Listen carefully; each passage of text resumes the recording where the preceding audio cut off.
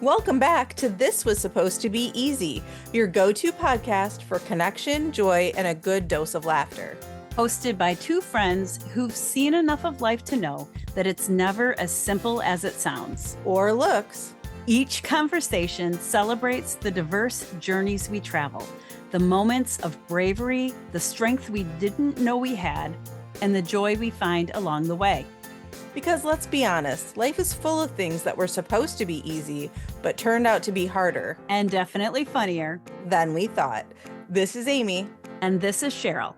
And if it were easy, we wouldn't be here.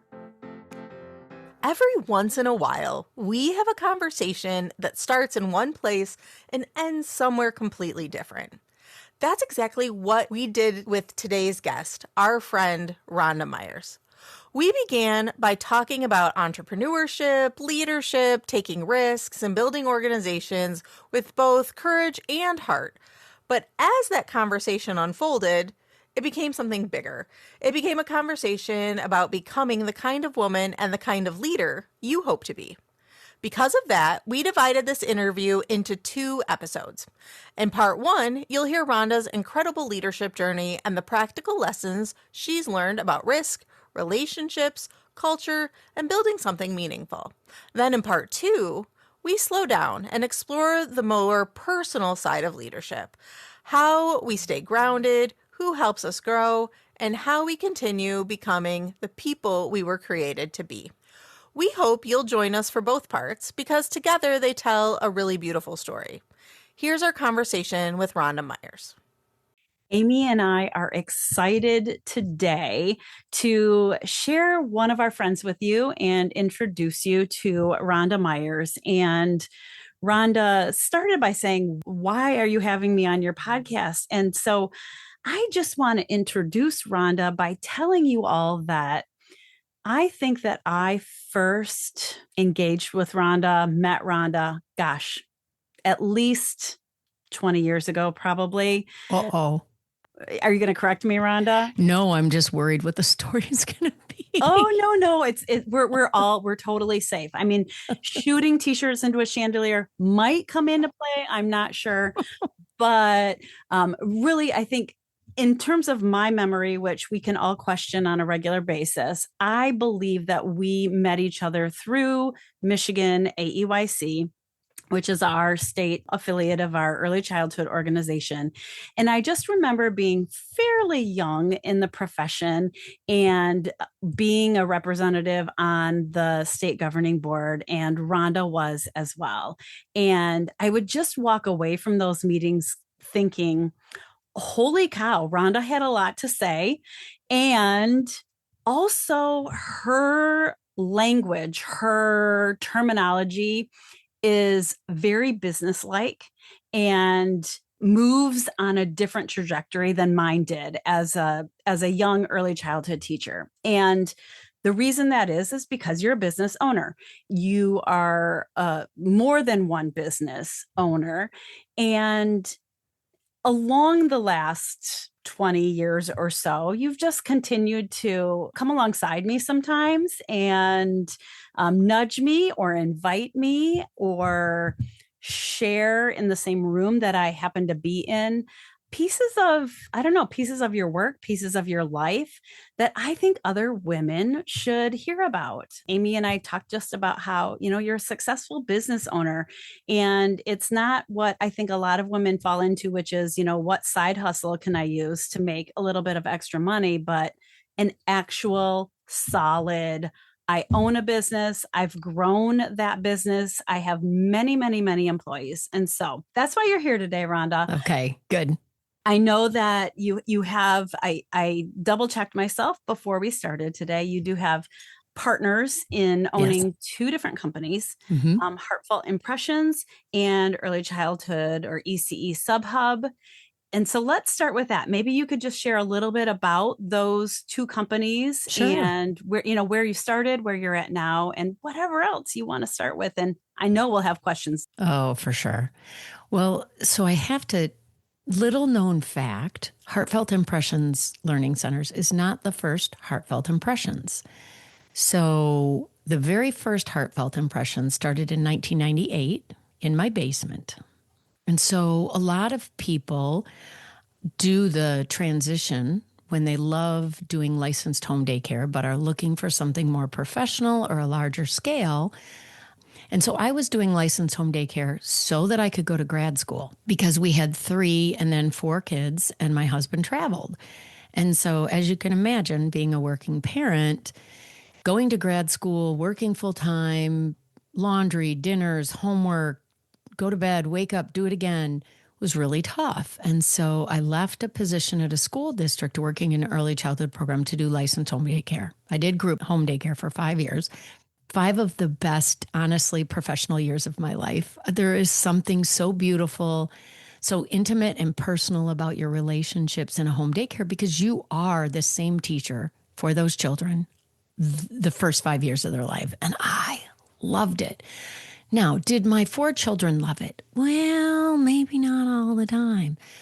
And I actually closed my program. Every single one of my families followed me. When I opened a program, I ran into some people in my professional circles that asked me to open a program for them. They were 2 CEOs and a dentist. So in 2003, I transitioned out of doing home daycare and launched a campus, a center for private owners. And so in 2011, I left that position, story for another time, but I didn't leave on my own fruition. I was not willing to compromise my why or my integrity. And so they did what any employer would do when you tell them no, they fired me. And so in 2011, decided if I did it for them, I could do it on my own, but not on my own. Amy had been my loyal employee for 17 years. And I said, I don't want you to work for me anymore. I want you to be my partner, my side by side. Let's do this together. Of course, she's like, you're nuts. We don't have any money. And I'm like, I know. But for me personally, this is also part of my faith journey because I said, God, put it on my heart.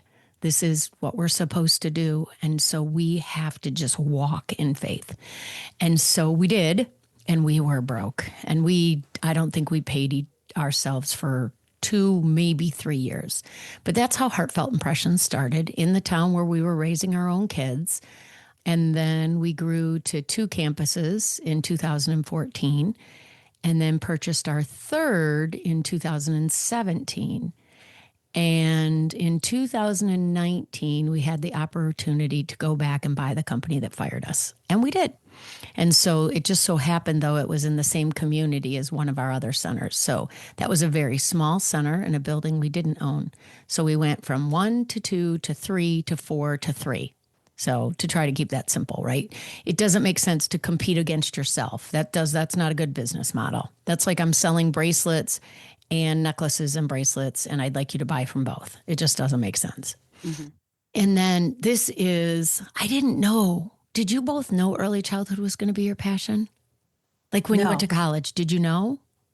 No, my original degree was in family studies and counseling, and I had every intention of being a child clinical counselor, and very much fell into early childhood when I decided I could make a bigger impact in a child's life for 55 hours a week creating a center than I could for 1 hour a week providing therapy to a child who didn't need to be there. The parents did. So that was kind of a very wayward way that I ended up into early childhood.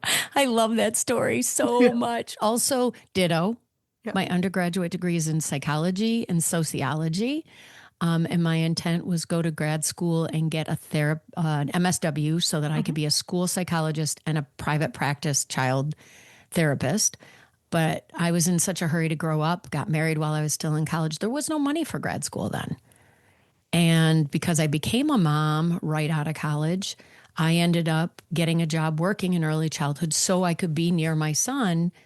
And I called my psychology professor. I'm like, it's so weird. I'm going to be a director in early childhood. I didn't see that coming. And she laughed. I'm like, why are you laughing? I feel like people have so much better awareness of me sometimes than I do. And she said, every internship you had, every opportunity for every practicum, you chose kids. Mm-hmm. So this is no surprise to me. And I think that's what it feels like to be a young adult, right? Like kids get to be 16 and we're like, what are you going to do forever? I don't know what I want to do tomorrow. And I'm 58, And so I think opportunities to try it on. When I'm out speaking at conferences and training sessions, I almost always ask, raise your hand if you were working in early childhood before you knew it was going to be your forever home. Never less than 50% of people raise their hand.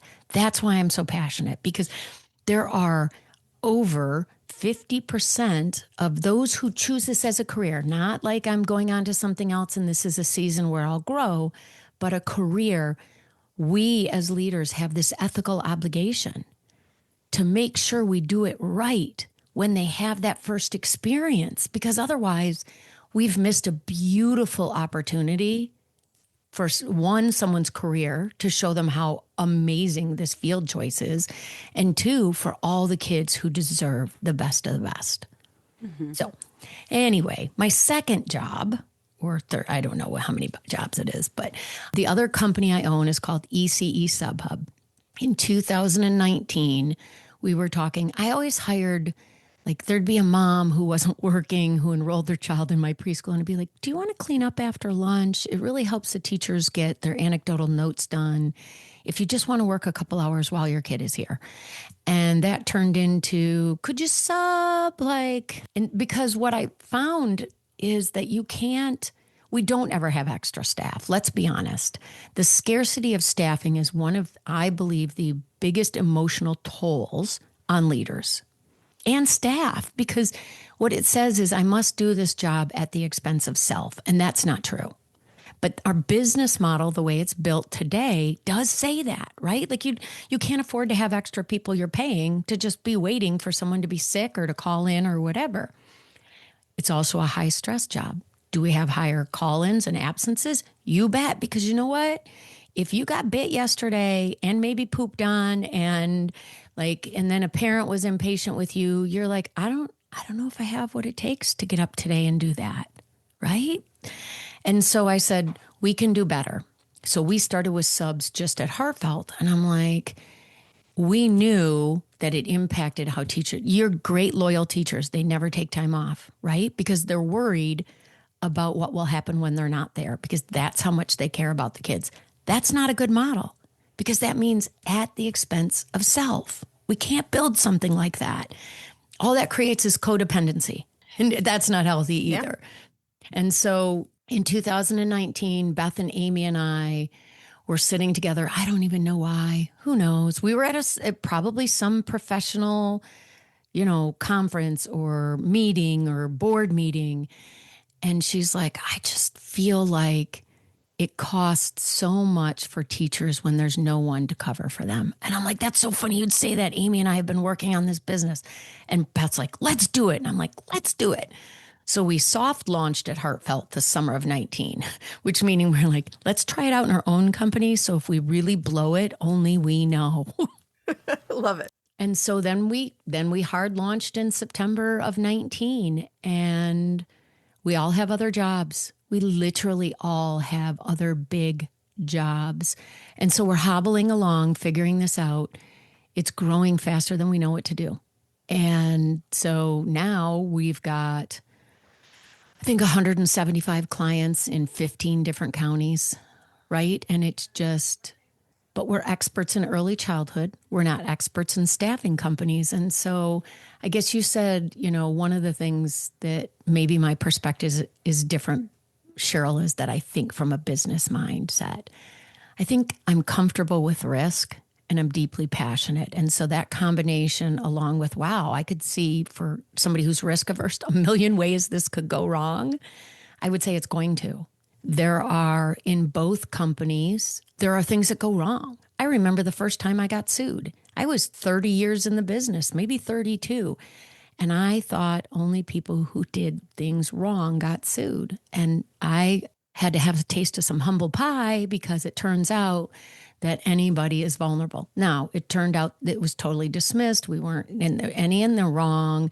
It was, one of those crazy COVID things. And, but that doesn't mean I didn't feel, like a bad person when it first happened. I sobbed in the middle of a meeting where Gino Wickman, who is a best-selling author and wrote EOS and is presenting. and I'm crying at a table, of course, with a bunch of men, because early entrepreneurship is mostly men. I'm sure when they you were get very into a room. comfortable with that. Oh, yeah. I'm like, hey, I'm just having a moment over here. But I'm no longer afraid to be in a room with other entrepreneurs where I think, oh, I have to make myself smaller. That was my narrative a lot of times. Mm-hmm. And I think part of it is, as a female, our gender bias is females are kind, females are nurturing, females are loving. And when they're bold, there are other adjectives that people use that aren't as flattering. And I'm acutely aware of that. My current social algorithm is sending lots of people my way that are talking about women and the struggles we face and the expectations that we bear. And as you were speaking, I was thinking about just something I listened to yesterday, and it was talking about play and young children and why the belief, concept, whatever, is perpetuated that women aren't natural leaders. When you watch little girls play, and they're literally sitting around and pretending and saying, okay, you do this, now you do this, and I'm going to step in here. Oh wait, here's your script, let's do it this way. Whereas maybe if you're watching some little boys play, they're competing and they're they're one-upping each other, and which of these skills are the natural leadership skills. And I feel like I just need to say that because as you're talking, I'm already thinking, gosh, some of our listeners might be saying, I'm not here to start a new business. I don't know if this episode will be for me, but the reason we brought you here and, asked you to share with us, really is because there's a belief in yourself. Yeah. Be fearless. Yeah. When you said I'm confident with risk, or comfortable with risk, I think is what you said. Not always confident, but I'm comfortable. Yeah. Comfortable with risk and confident. Those are beliefs that we want to embody and encourage in others. And I think when you talk about that, I think about what gave me permission. I think there are some nature nurture things that we could really dive into if we wanted to go psychology route. But this is what I'm going to say. I surround myself with other people who also believe in me or want to encourage that. And so I think as we're choosing our circles, whether it is in our work environment or in our personal environment, I very intentionally align myself with people who share my values. Early on in early childhood, when I was first learning like the landscape, there would be people who would start with all the reasons why things could never happen. We don't get paid enough. We can't. And I found myself gravitating much farther away and having trouble really connecting with those people. And part of it is, I think, I don't know if it's genetic, nature, nurture, but I always see possibilities. And so when someone says it's not possible, also I'm a little competitive. So I'm like, I'm going to prove you wrong. Just give me a minute. And so I remember it was 2017, so almost 10 years ago. And you both know Betsy Spiker. So, Betsy always had other roles, but we became friends through Michigan AUIC, through being on the board. Shout out to getting involved in professional organizations. She and I did a podcast episode on my podcast, and we talked about how so many things in her career happened not because she applied for a job, but because of how she treated other people out into the universe and into early childhood and in her work environment. And I think I said, I have this vision. I'm passionate about high scope. It's one of the only research-based and research-validated curriculums out there.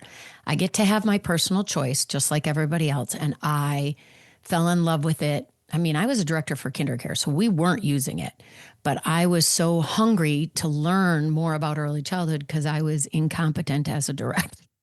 Like I was 23 and I didn't know what I didn't know. You knew what? Yeah, I was going to say you didn't know what you didn't know. I didn't know, and I went to a 2-day training on high scope curriculum, and back then it was only called a philosophy, right? It wasn't yet fully called a curriculum, and I remember just thinking, wow, if I'd have been seen this way in a classroom as a child, where my interest, I could be taught the concepts through the things I was interested in, I would have felt so seen.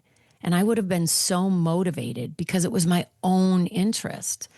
And that's when I first fell in love. And so as you struggle to figure out how to consistently provide quality in a classroom, I'm like, we need to pour into the teachers. Like they have to feel like they're teaching, whether they're new to the field or they came with a bachelor's degree, but only a small practicum, right? We know we could put them with children practicing what they're learning sooner and get better outcomes. It makes sense. And I said, we're going to do core online all the way down to infants. And many of my colleagues are like, you can't do that. Turnover's too high in infants and tots. And how are you going to teach them all how to do it right? And plus, you can't afford to pay them for the hours they would need. And I'm like, thank you for the motivation. And we had to teach them how to write anecdotal notes, right? And we did have turnover. And so we started with writing anecdotal notes. Then we started with hand scoring. And I am proud to tell you now, 9 years later, let's see, each campus went 17 straight weeks. So we set a goal for core, like a percentage. So this is Rhonda loves math. If you have 10 children in your classroom and each one of them needs 34 anecdotal notes over a period of time, you need 340. Divide 340 by the number of days you have to take notes, and now you know how many you have to take a week. Mm-hmm. And so we tried to break it down for teachers so that it wasn't so overwhelming. Because when you look at all of 340 notes, you're like, that feels scary. But if I say you only need to take 5 a week, now slow and steady wins the race. Mm-hmm. Betsy still reports weekly to the leadership team everyone's core percentage, because we write lesson plans every day, right? That's high scope. You write a new lesson plan every day.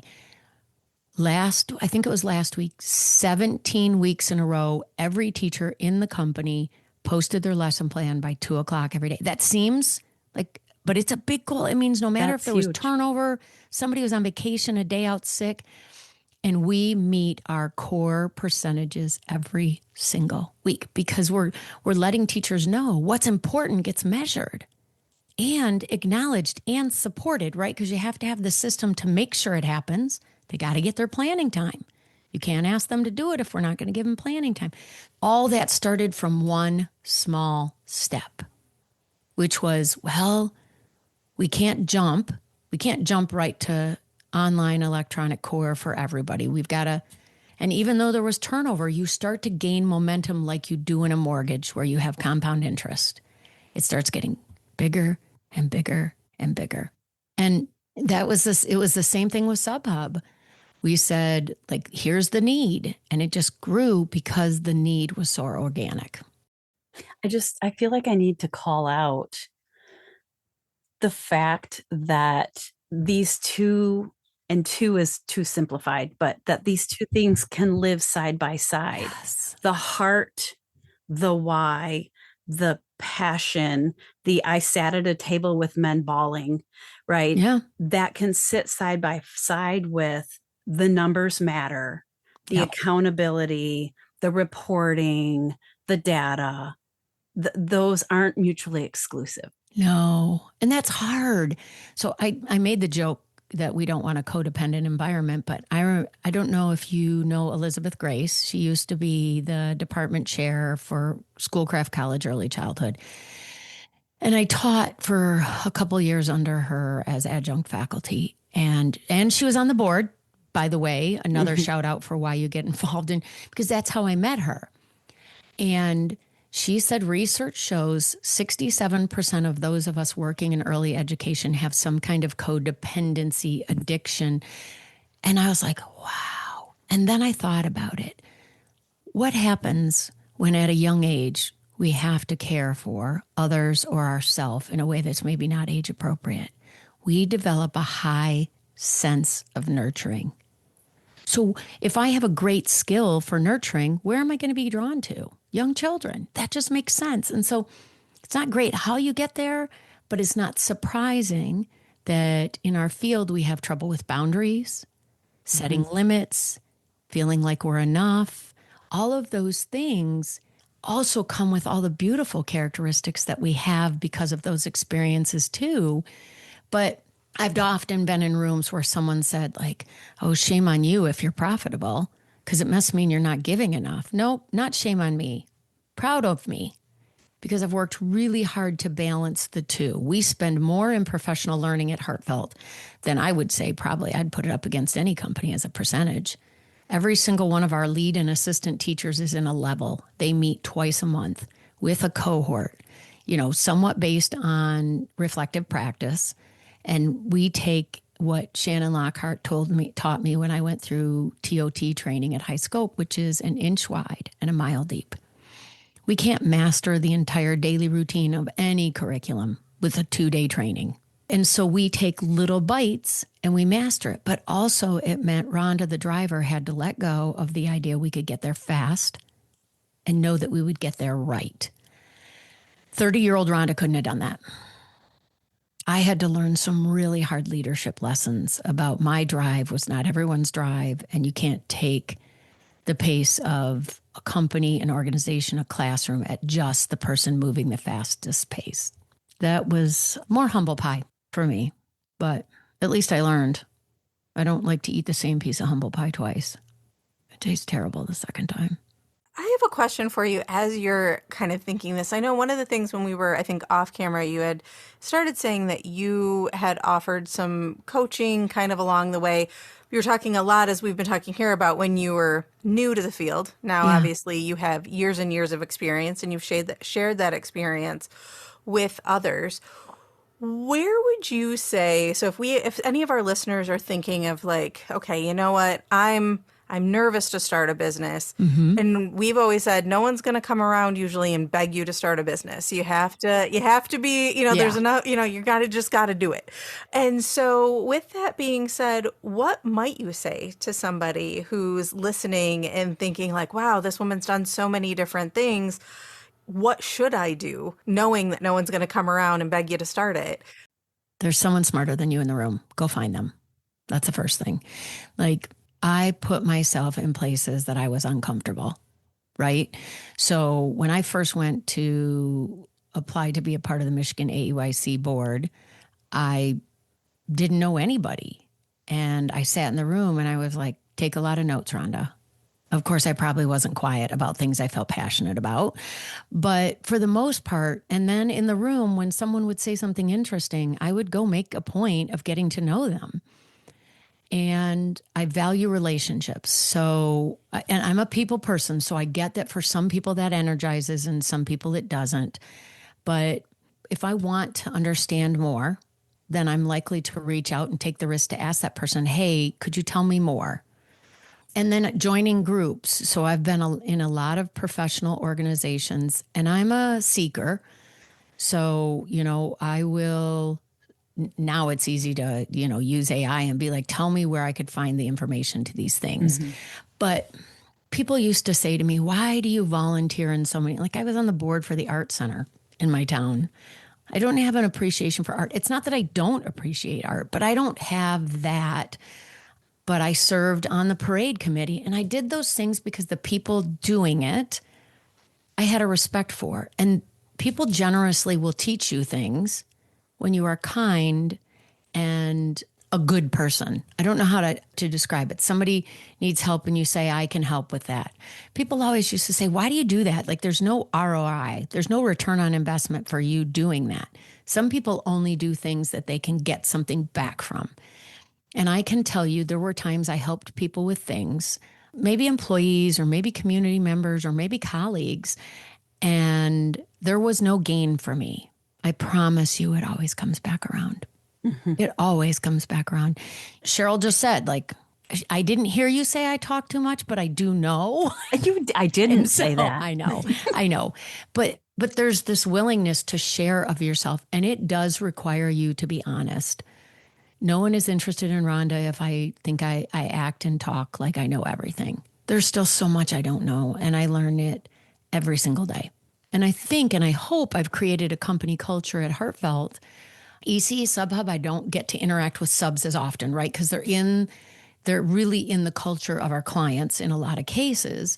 But during our big PD days, we work really hard for that. But at Heartfelt, I hope I've created a culture where a brand new teacher would feel comfortable. And actually, I just got a message from one of them just saying, hey, I wanted you to know this thing that you said. You said it was okay for me to share a thought, and here's my thought, like in a direct Teams message. I hope we create that space where it says everyone's voice matters. Early on at KinderCare, I had a regional manager who paid attention to me in one meeting, just said something nice. And then I said, can I ask you questions if I have questions? And I knew I was going to feel dumb because I was about to ask questions about the P&L, the profit and loss statement that I didn't understand. But I was willing to take that risk. And that's probably the thing that served me best, is that humility to ask questions. I am remembering Amy and I went just over, well, probably a year and a half ago. We went to Washington, D.C. to I'm trying to remember. Amy, can you quick throw the title out there for, do you have it? I do. It's the WAHASU, the World Happiness Organization, World Happiness Summit. And it was the women in the workforce or something. It was like in partnership with Gallup. I think it's like our 10th episode. Yeah. Way back when, but Yeah, way back. Yeah. But when we went to that, one of the things someone said there was, to who's your board of directors? And they weren't talking about your organization's board of directors. They were talking about you as a person, you as a professional. Who have you sought out to choose your circle, you said? Yeah. Who have you sought out, gone to, and, been brave enough to say, can I ask you questions? Because they are the people that are going to put your name on the table. Mm-hmm. They are the people who, and I'm going to circle back to what you said very early on, when you went to all of your mentors or one of your mentors and said, I can't believe that I'm a director in early childhood. And they're like laughing at you because they saw it. When you've created that circle of people who truly see you. Yeah. And you've opened up to them enough for them to know who you are, they become the people that you can ask those questions to when you can't see it in yourself. Yeah. Good and bad. Yeah. Right? Yeah. And you just, I find myself often, I have a really great board of directors right inside my own department at the university. And I'll say something about myself and they'll call me on the table and they'll say, Cheryl, that is absolutely not true. This is what I see, or this is who you are. This is what students have told me. And I wouldn't ever necessarily think that about myself. Mm-hmm.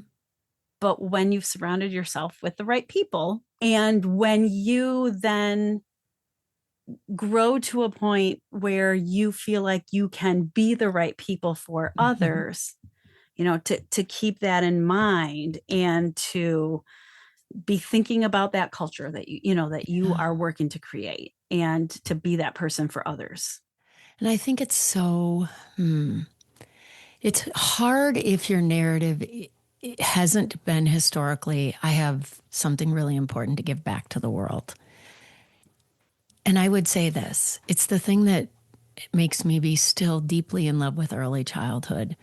When you go into a classroom and you put your rear end right on the carpet and you just sit down and you notice. Today, we were touring a colleague that we have in town of our centers, and I wanted the director to be able to show off and showcase their program. So I went and hung out in the classrooms.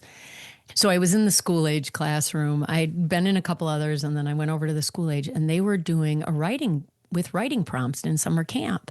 It was about me, and then it was about pets, and the teacher invited me in, which I knew, like when the CEO comes in your room and you invite them in, part of it is I sat down on the floor right away, right? I didn't come in and stand up, fold my arms and investigate. I immersed myself. But here's what's beautiful about kids that you never lose, no matter how much time passes. As I just started drawing with them, I was following the prompt and I got done and I was just chatting and I was like, oh, what pet do you like? And oh, I have a dog. Is your dog big or little? just those simple questions of interest that makes people feel seen. And so as I had to leave, I'm like, I'm really sorry, guys, I have to leave. But, well, can you leave your picture? Sure, I'd be happy. They said, well, we think if you're going to leave your picture, you're going to have to sign our classroom contract. We have a contract about how we agree that our classroom, culture will be. And we think you should maybe sign that now. And I said, well, and the teacher was like, okay. And I said, well, it sounds like that's important to you. So let me read through them. Yeah, I'm willing to abide by all of those things. I will absolutely sign my name to it. But that teacher, what I hope is that I have modeled for the leader, that the leader has modeled for that teacher, the autonomy to lead that classroom with the parameters of what quality looks like, but with the autonomy of her own passion, right? And so she's created this classroom culture. School agers, some people say summer camp is tough, right? They're not a 0 to 5. They need something different. This teacher showed up and gave them what they needed, which was, you have a voice in how we interact with each other in this classroom. So much so that when I came into the room, they were like, well, if you'd like to join our classroom community, you'll need to abide by our classroom agreement. And they didn't say rules. Rules never came up. But that genuine, authentic energy that children bring is why 35 years later, I will show up in a classroom every day and twice on Tuesdays, right? It just never goes away. Yeah. Well, I think that is probably the perfect place for us to press pause.